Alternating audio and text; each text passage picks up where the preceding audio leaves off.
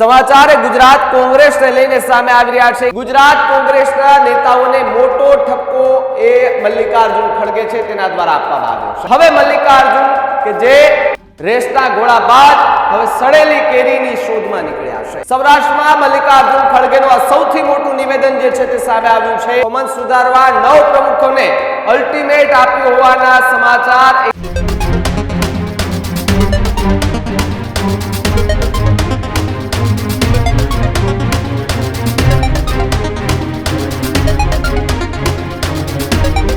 नमस्कार, आप જોઈ રહ્યા છો ન્યૂઝ રૂમ અને આપની સાથે હું છું ભાવિક। સમાચાર ગુજરાત કોંગ્રેસને લઈને સામે આવી રહ્યા છે કે જે જૂનાગઢમાં પ્રશિક્ષણ શિબિરનું આયોજન કરવામાં આવ્યું છે અને આ પ્રશિક્ષણ શિબિરની અંદર મલ્લિકાર્જુન ખડગે ગુજરાતના કેટલાક નેતાઓને આડે હાથ લઈ લીધા છે। જી હા, પહેલા રાહુલ ગાંધી જ્યારે આવ્યા હતા ત્યારે રેસના ઘોડા અને લગ્નના ઘોડાની વાત કરીને ગયા હતા, તો હવે મલ્લિકાર્જુન કે જે રેસના ઘોડા બાદ હવે સડેલી કેરીની શોધમાં નીકળ્યા છે। કારણ કે એવું પણ કહેવામાં આવ્યું છે કે ગુજરાત કોંગ્રેસમાં કેટલાક નેતાઓ કામ નથી કરતા। સૌરાષ્ટ્રમાં મલ્લિકાર્જુન ખડગેનું આ સૌથી મોટું નિવેદન જે છે તે સામે આવ્યું છે। ગુજરાત કોંગ્રેસના નેતાઓને મોટો ઠપકો એ મલ્લિકાર્જુન ખડગે છે તેના દ્વારા આપવામાં આવ્યો છે। ખડગે જૂનાગઢથી આ મોટું નિવેદન જે છે તે આપ્યું હોવાના સમાચાર અત્યારે મળી રહ્યા છે। સાથે જ કામ ન કરતા શહેર અને જિલ્લા પ્રમુખોને આ શું કહી દીધું મલ્લિકાર્જુન ખડગે કે ત્યાં બેઠેલા તમામ નેતાઓ કદાચ વિચારમાં પડી ગયા છે કે હવે તો કામ કરવું પડશે। કોંગ્રેસની પ્રશિક્ષણ શિબિરમાં આ સૌથી મોટું નિવેદન જોવા મળ્યું છે। પરફોર્મન્સ સુધારવા 9 પ્રમુખોને અલ્ટિમેટ આપ્યું હોવાના સમાચાર। 41 શહેર અને જિલ્લા પ્રમુખોમાંથી 9 પ્રમુખોના કામ નબળા હોવાની વાત જે છે તે મલ્લિકાર્જુન ખડગે દ્વારા કરવામાં આવી। પરફોર્મન્સ સુધારવા માટે 90 દિવસનું અલ્ટિમેટ આપવામાં આવ્યું છે કે 90 દિવસમાં તમારા કામને સુધારો, સાથે જ સુધારો નહીં આવે તો પછી પદ પરથી હટાવી દેવામાં આવશે તેવી ચેતવણી જે છે તે મલ્લિકાર્જુન ખડગે દ્વારા આપવામાં આવી છે। એટલે કે આવનારી 2027ની ચૂંટણીને લઈ કોંગ્રેસ હવે એ પ્રચાર પ્રસાર કરશે, સાથે જ પહેલા મીટિંગો કરશે। નવનિયુક્ત જિલ્લા પ્રમુખો છે તેમને કેવા લોકો સાથે જોડવા, સાથે જ કયા નેતાઓ કે જે લોકોને ગમે છે તેની વચ્ચે લઈ જવા ગમે છે। મલ્લિકાર્જુન ખડગે એક નિવેદન પણ આપ્યું છે જેની અંદર કહ્યું છે કે લોકોને એટલે કે પ્રજાને જે નથી ગમતા એ નેતાને આપણે કેમ થોપીએ છીએ ને તેના ઉપર।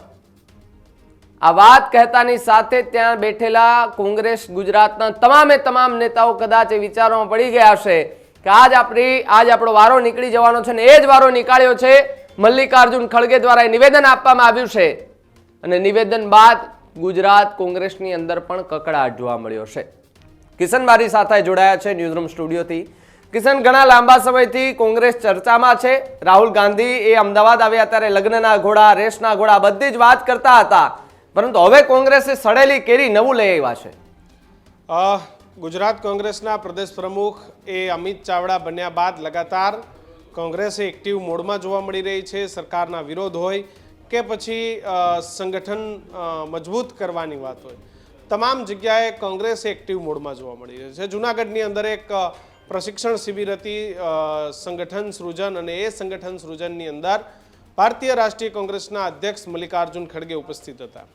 રાહુલ ગાંધી અનેક વખત કહી ચૂક્યા છે કે રેસના અને લગ્નના ઘોડાઓને અલગ કરો તો જ કોંગ્રેસ એ લોકોની વચ્ચે જઈ શકશે, પરંતુ આ તમામની વચ્ચે મલ્લિકાર્જુન ખડગે જ નિવેદન આપ્યું છે કે ઘણા બધા જિલ્લા પ્રમુખો કામ નથી કરતા, શહેર પ્રમુખો એ કામ નથી કરતા, નગરપાલિકાઓના પ્રમુખો કામ નથી કરતા। આ તમામની ટ્રેનિંગ થવી જોઈએ અને અગર આવા લોકો કામ નથી કરતા તો આમને કાઢી મૂકો, કારણ કે આવા લોકો કામ નહીં કરે, આવા એકના કારણે એટલે કે એક કે બે લોકોના કારણે આખા સુંડામાં રહેલી બધી કેરીઓ ખરાબ થઈ જાય છે। એમનું સીધું કહેવાનો મતલબ એવો હતો કે આવા લોકોથી આખા ગુજરાત કોંગ્રેસ એ આખી ગુજરાત કોંગ્રેસ કામ નહીં કરે। મલ્લિકાર્જુન ખડગેનું જે નિવેદન હતું આવો સાંભળીએ।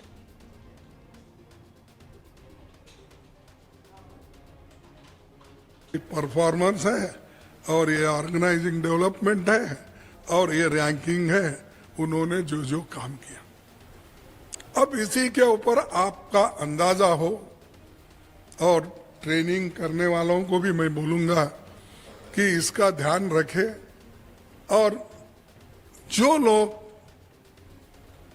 काम नहीं करना चाहते और आप लोग जनता पे थोपना चाहते हैं तो ये नहीं होगा। अगर ऐसे लोग हैं मुकुल जी, आप और ऑर्गेनाइजिंग सेक्रेटरी मिलके फौरन ऐसे लोगों को निकाल दो, क्योंकि एक सड़ा आम सारे को जो टोकरी में रहते सब आम को खराब कर देता।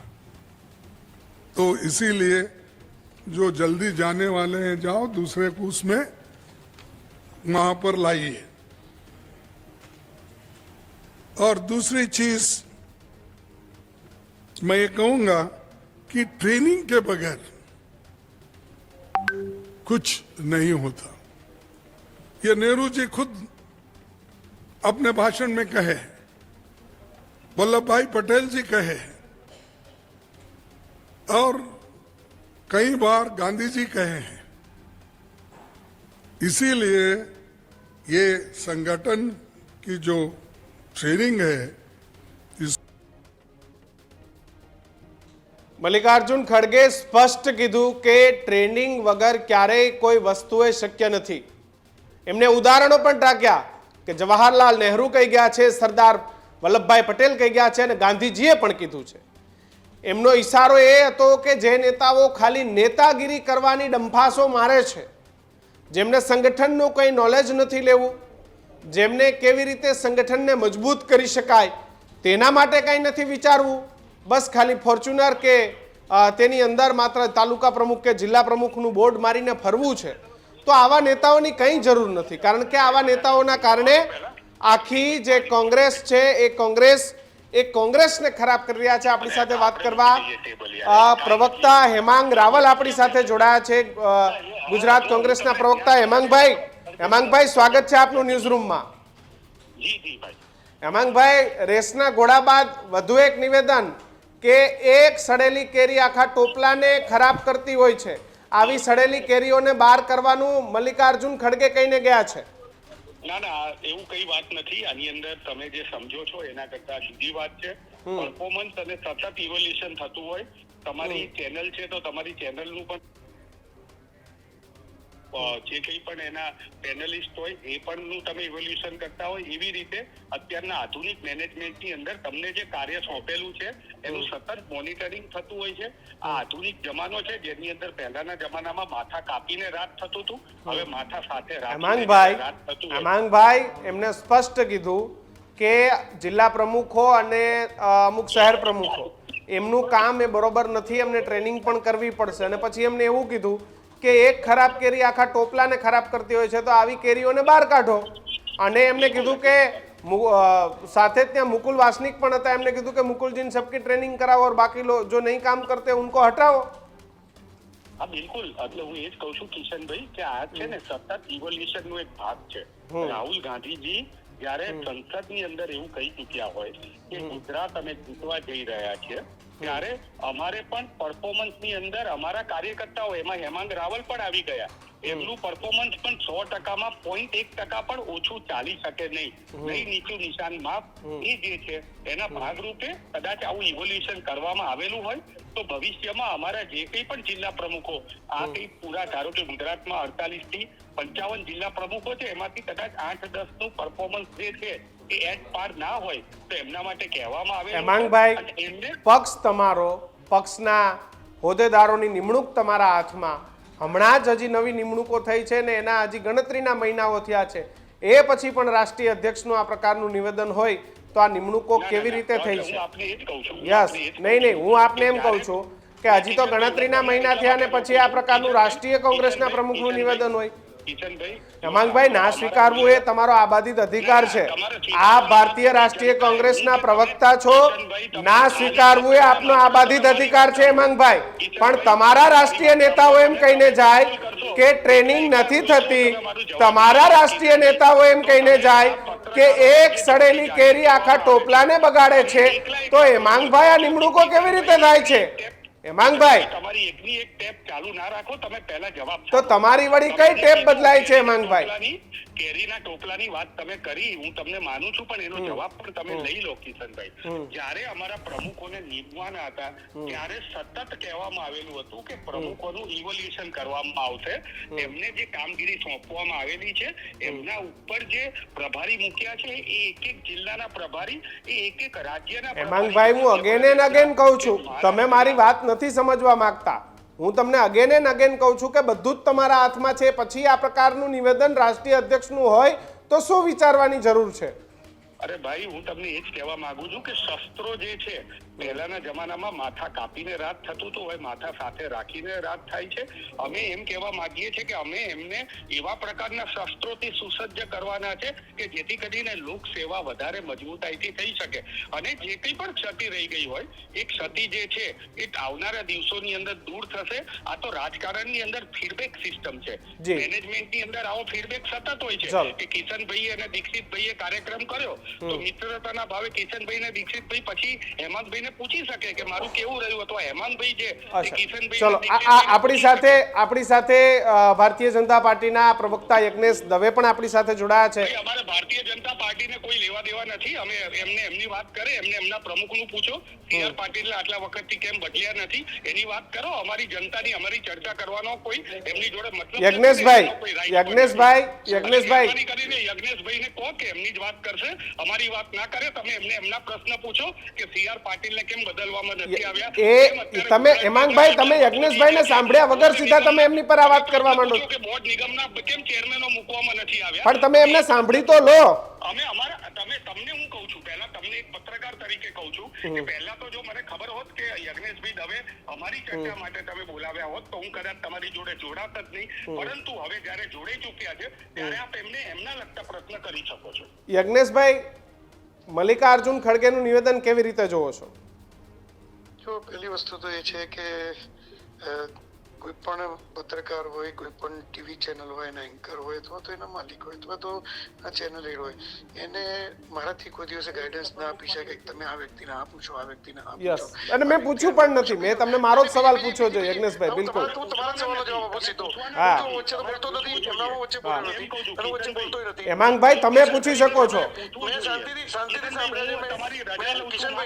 કિશનભાઈ, યસ શાંતિથી મેં સાંભળ્યા છે એમને.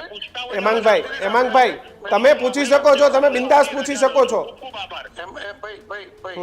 બીજી વાત એ છે કિશનભાઈ કે જ્યારે આ પ્રકારના પ્રશ્નો હોય, ભારતીય જનતા પાર્ટીના અત્યાર સુધીમાં ઘણા બધા પ્રશ્નો હતા, તો મને એવું લાગે છે કે કોંગ્રેસે જવાબ દેવા ન જવું જોઈએ. આટલી બધી જો એમનામાં સિદ્ધાંત કે આટલી બધી સૈદ્ધાંતિક વાતો હોય તો એવા કોઈ સવાલના જવાબ એમને દેવા ના આવવું જોઈએ કે જે સવાલોની અંદર કોંગ્રેસ હોય જ નહીં ને માત્ર ભારતીય જનતા પાર્ટી હોય. અત્યાર સુધીમાં માત્ર ભારતીય જનતા પાર્ટીના કોઈ બી હોય કે અમારા કોઈ બી પ્રશ્નો નાના મોટા પાર્ટીના આંતરિક હોય કે સરકારના કોઈ પણ પ્રશ્નો હોય તો છતાંય તો શું કરવા તમે ભાગ લેવા આવો છો?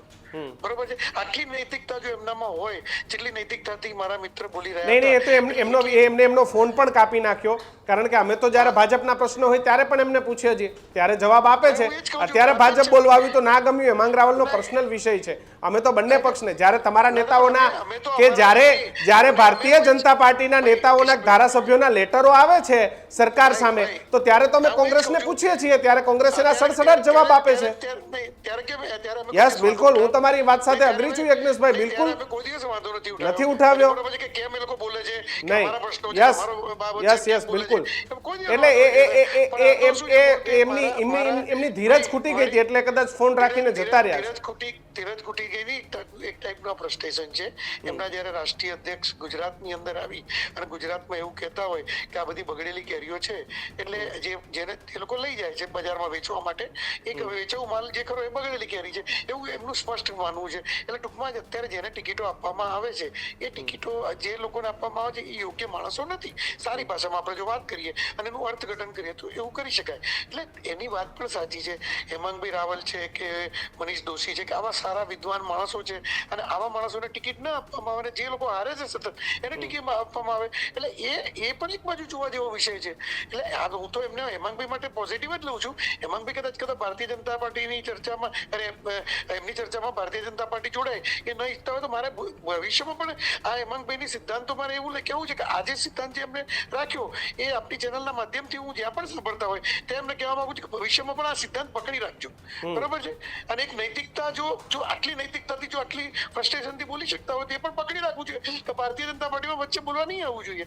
અને બીજું અમારા પ્રશ્નોમાં એ બોલે છે, અમે જવાબ આપીએ છીએ, વિરોધ નથી કરતા. બીજું, ભારતીય જનતા પાર્ટીનો કોઈ પણ પ્રવક્તા, કોઈ પણ ચેનલ હેડ હોય કે કોઈ પણ ચેનલના એન્કર હોય, ક્યારે પણ એને માર્ગદર્શન નથી આપતો તમે આ વ્યક્તિને આપો છો કે આના અધ્યક્ષનું શું થયું, આના બોર્ડ નિગમનું શું થયું. આ મારે તમને કોઈ દર ક્યારે ડાયરેક્શન ના આપી. અમે એવા ડાયરેક્શન લઈએ પણ નહીં, એટલે એમને કોઈના ડાયરેક્શન પર ચાલીએ નહીં, એમનો અંગત વિષય છે કે ડાયરેક્શન આપવા છે. તમે લો ન લો એ બરોબર છે, એ તમારી મહાનતા છે, પરંતુ એક નૈતિકતાની દ્રષ્ટિએ જયારે કોઈ પણ રાજકીય પક્ષના આવલા મોટા રાજકીય પક્ષના પ્રવક્તા તરીકે આપણે કોઈ ચેનલમાં જોડાઈએ તો ક્યારે કોઈ ચેનલ હેડને કે એને કોઈ ડાયરેક્શન ના આપી શકાય કે તમે આ વ્યક્તિને આવું પૂછો. બિલકુલ. એટલે મને પોતાને પણ માઠું લાગ્યું. પણ જ્યાં સુધી એમનો પ્રશ્ન છે, મેં આ અર્થઘટન કર્યું કે હેમાંગભાઈ છે કે મનીષ દોશી છે કે આ બધા વિદ્વાન વ્યક્તિઓને ટિકિટ નથી આપવામાં આવતી અને એવા વ્યક્તિઓને ટિકિટ આપવામાં જે બજારમાં ચાલતા નથી, 2-3 5 વખત હારીને આવે છે. એટલે મલ્લિકાર્જુન ખડગેની વાત સાચી છે કે જે ટૂંકમાં જે વેચાઉ માલ છે એ સડેલો છે, બરોબર, તમે લઈને જાઓ છો બજારમાં, અને જે ખરેખર સારો માલ છે એને તમે બજારમાં લઈને જ જતા. બિલકુલ. એમને કેરીના પરિક્ષેપમાં વાત કરી, પણ વાત તો મૂળ આ જ છે, અર્થઘટન આ જ છે. બિલકુલ. આભાર યજ્ઞેશભાઈ, અમારી સાથે જોડાવા બદલ ખૂબ ખૂબ આભાર. તો મલ્લિકાર્જુન ખડગેના નિવેદનથી રાજનીતિ ગરમાઈ છે ભાવિક, પણ ખડગેજીની વાત એ સંગઠનના પરિપ્રેક્ષમાં હતી કે ભાઈ જેને કામ નથી કરવું તો એ લોકોને તમે પક્ષમાં રાખી અને બીજા લોકોને પણ કામ કરતા અટકાવવા ન જોઈએ, કારણ કે કોંગ્રેસ એક એવો પક્ષ છે કે જે આઝાદી પહેલાથી બન્યો છે અને આ પક્ષની અંદર કાર્યકર્તાઓથી જ સરકારો સુધી પક્ષ પહોંચ્યો છે. એટલે આખી જે ઘટના છે એ ઘટનાને લઈને રાજનીતિ શરૂ થઈ ગઈ છે. ભાવિક જી જી કિશન, ખૂબ ખૂબ આભાર અમારી સાથે જોડાવા બદલ. તો જે રીતે મલ્લિકાર્જુન ખડગેનું આ સૌથી મોટું નિવેદન સામે આવતા જ ગુજરાતની રાજનીતિમાં અત્યારે કંઈક નવા જૂની એ દેખાઈ રહી છે અને ગુજરાતના એ કોંગ્રેસના દિગ્ગજ નેતાઓ છે તેમને પણ એ અત્યારે સંભળાવી દેવામાં આવ્યું છે. લગ્નના ઘોડા, રેસના ઘોડા બાદ હવે કોંગ્રેસ એ સડેલી કેરી લઈ આવ્યા છે. હવે જોવાનું એ રહ્યું કે ગુજરાતના કોંગ્રેસની અંદર કઈ એવી સડેલી કેરી છે કે જે આખી કોંગ્રેસને એ નુકસાન કરી રહી છે.